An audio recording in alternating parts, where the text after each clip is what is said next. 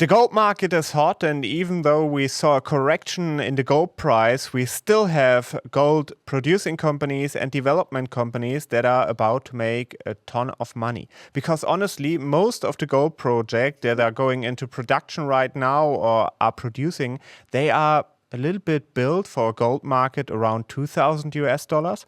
So everybody is still excited at 4,500 US dollars, to be honest. And today we have a company with us that has actually the plan to go into production very soon. They are developing a gold project within Australia, and we know and follow the story for quite a time. I own stocks of the company. We also work together, so we have a conflict of interest here. Just want to point that out. And I'm very lucky to have Luke Reinehr with me today. Luke, first of all, thank you very much for your time. It's great having you. Thank you, Jan. It's great to be on AXINO TV again. So you are the chairman of Kalamazoo Resources, and you are developing a 1.44 million ounce project within Australia. Before we talk about your new team and new CEO, because I think you're getting serious now, let's bring us back into the numbers again, because you recently released a scoping study. I think it's only 6 months ago, and that shows very strong economics, including a high IRR, strong cash flow that you could do, and a fast payback period. Give us an idea, how does it position Kalamazoo on the pathway to become a producer? Of course, Jan. As you mentioned, we released this scoping study in November, and it relates to our 1.44 million ounce gold project called the Ashburton Gold Project in the Pilbara, which is in northwest Australia. We put this scoping study out, and it shows very strong and robust economics. But importantly, we have been conservative, and we're just using a US dollar gold price of $2,900. Which is well below the 4,700 US that we're seeing today. But the reason we've done that is that we want to be conservative. We want to show the market that this project is going to be successful.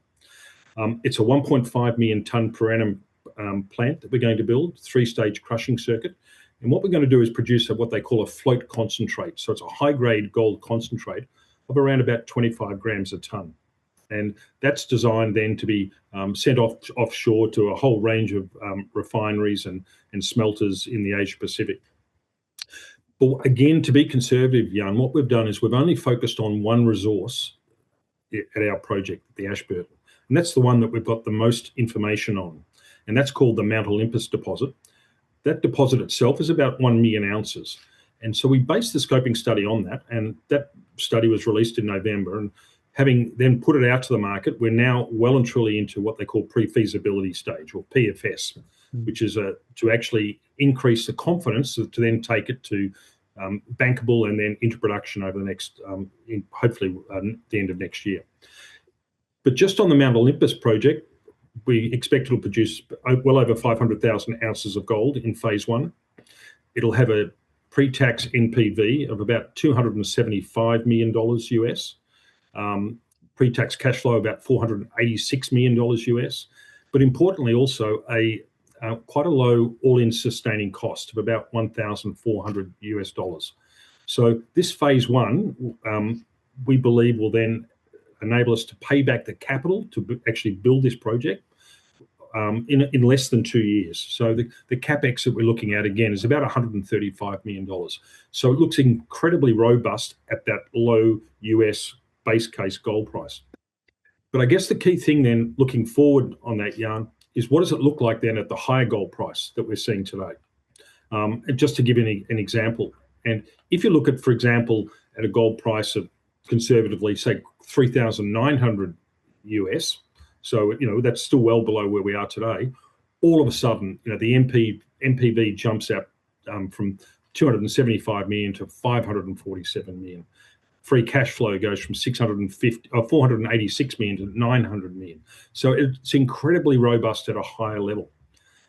On top of that as well, is that's just one deposit at the Ashburton. There are 3 other deposits that we can actually add into it as we do further drilling. But importantly, it enables us to then look at a much longer production profile, more likely probably 10 or 12 years. And we're looking to see, with the drilling we're doing at the moment, to extend this to well over 1 million ounces recovered gold. No, that sounds very good, and I think that shows the leverage also that you have to a higher gold price, right? So if you go into production and the gold price stays where it is, that would be even higher than the numbers that you just mentioned. And I mean, some people are believing that the gold price is just starting in its whole cycle. So probably there would be even more upside if you go into production. And that sounds very interesting to me.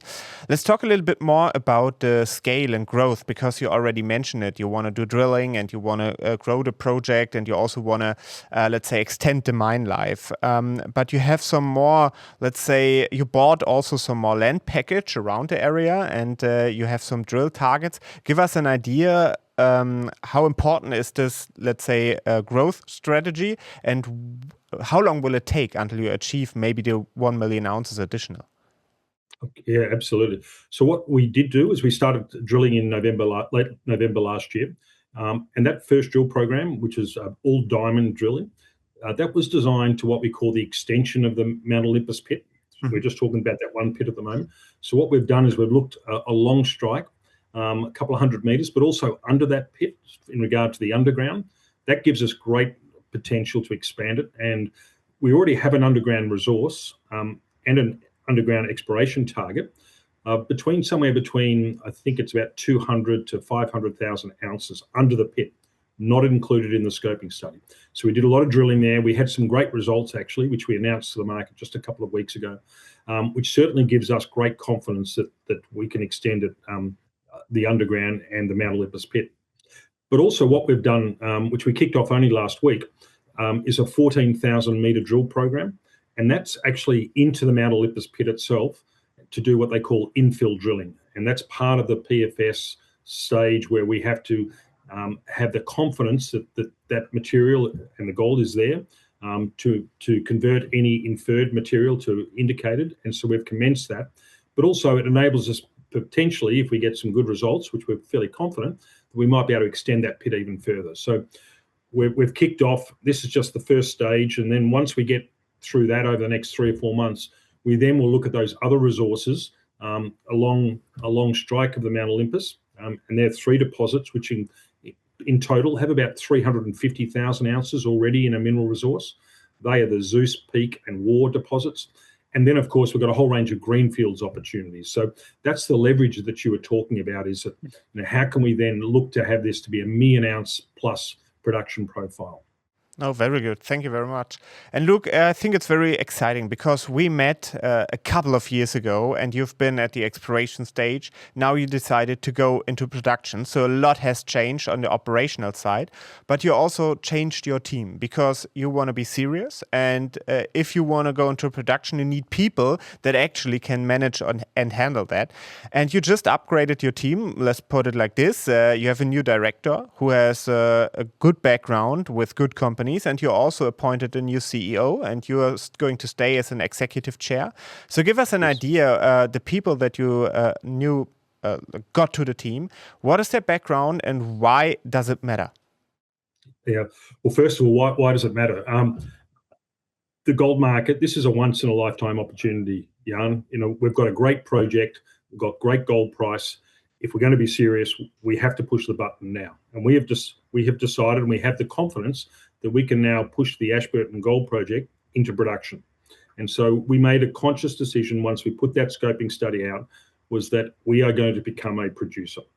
But to do that, we're the first ones to acknowledge that up until now, we've been an explorer that's actually had some really good assets.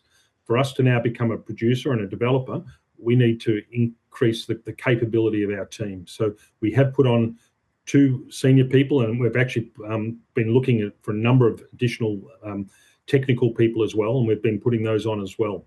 But the 2 key ones, Ben Ackerman. Ben has joined the board as executive director and looking after our exploration. Ben previously was senior exploration manager for Newcrest, which was Australia's largest gold company. Been there for 15 to 20 years. Has had very extensive experience in finding new projects and also getting them to development stage. And then when Newcrest was taken over by Newmont, the world's largest gold company, Ben was appointed as regional exploration director for Newmont. and that was looking after all of Asia Pacific. So you can see he's a very senior guy who's actually going to help us grow this company and the resource significantly. And then just recently, we've appointed Andrew McDougall to actually become our new CEO. Andrew's got great experience at Anglo Ashanti, Rio, and most recently he's been Chief Technical Officer for Westgold, another Australian gold company, looking after a number of operational mines. Andrew's got great experience in feasibility. He's a mining engineer. He knows how to put projects together, how to build them, and how to operate them. So he's going to bring a tremendous expertise and range of skills to our company. So this is just the start. But I think we're showing to the market and to our investors, and more importantly to our current shareholders, that we're serious about taking Kalamazoo to the next stage, which is to become a producer. No, very good. And especially, as you said, within this gold market and at this gold prices, that should be fun if you actually produce gold, right? So very good. And I think very good additions to your team, good backgrounds, good names, and that shows that you're very serious. But let's have a look back, Luke. We talked about the economics, we talked about the project, and we talked about why Kalamazoo a lot in our other videos. Let's have a quick look at other companies. I'm talking about Australian development companies, because that's actually a new research report that came out, and the analyst looked at other companies, and then he did a peer group comparison, what we say. And mining is often, when it comes to how to value a mining company, it's often relative, right? So the analyst shows, when he looks at different companies, that you have, compared to your peers, a low valuation for every ounce in the ground. So give us an idea, why do you think Kalamazoo is trading at these levels, and what do you think needs to happen for the market to recognize the value? Yeah, it's a really good question. Not only have a number of companies looked at, and we're talking mainly share brokers who have done comparisons of Kalamazoo, but we've also developed and actually released details as to our own peer comparison. So just speaking in regard to our peer comp, is what they call them, it shows that we are currently sitting at about 25% of the average valuation of say 10 or 12 companies who are very similar to us in regard to developing projects. But I'd say the question why is that we're at the first stage of that. We've only just released our scoping study. We've only commenced the pre-feasibility in the last couple of months, whereas these other companies are more advanced and are getting to either at the end of their PFS or have started construction. So what happens, Jan, is that as you add confidence to the studies, and you can show to the market that yes, the resource is there, that we have a plan on how to develop it, that we can fund it, what happens invariably is that these companies then get revalued. So we would expect over the next 12 months that we will get revalued, and this is certainly our target internally, to get revalued somewhere close to the average of what these other comparable companies are. And if that is the case and we're successful, well, that will see a very tangible increase in the share price of Kalamazoo. Very good. Luke, thank you very much. Maybe just for our German-speaking audience, because we and the Germans are following Kalamazoo for quite a while, do you have something in the end that you would like to point out to the German-speaking investors? Yeah, absolutely. And look, first of all, Jan, I definitely would have been at the AXINO Mining Forum in the next couple of weeks, but unfortunately travel from Australia is actually quite difficult at the moment through the Middle East. So, my apologies to any of our shareholders or potential investors, but we'll see you again very, very soon. So I guess, but just as a wrap up, Kalamazoo is at a very exciting stage now. We've taken the step going from an explorer to the first stages of development. And to do that, we need to go through these various aspects of scoping study, pre-feasibility, building the right team, getting the finance ready to then become a producer. And I think if you look at some of those numbers of the scoping study, if we're successful, even at the very conservative base case that we've used, this is going to be a very significant company going forward. And we certainly welcome everyone's interest and support over the years. And it's a very exciting time. Perfect. Luke, thank you very much for giving us all the information and the update. Unfortunately, you cannot come, but that's totally understandable because most of the Australians have struggled traveling, and actually we have this war going on, so there is a real restriction to that. And we're looking forward to have you in Germany again quite soon. The good thing is we can do interviews like this nowadays, so we still get the information from you. We wish you the best of luck and a good time in Australia. Thank you very much. Thank you, Jan.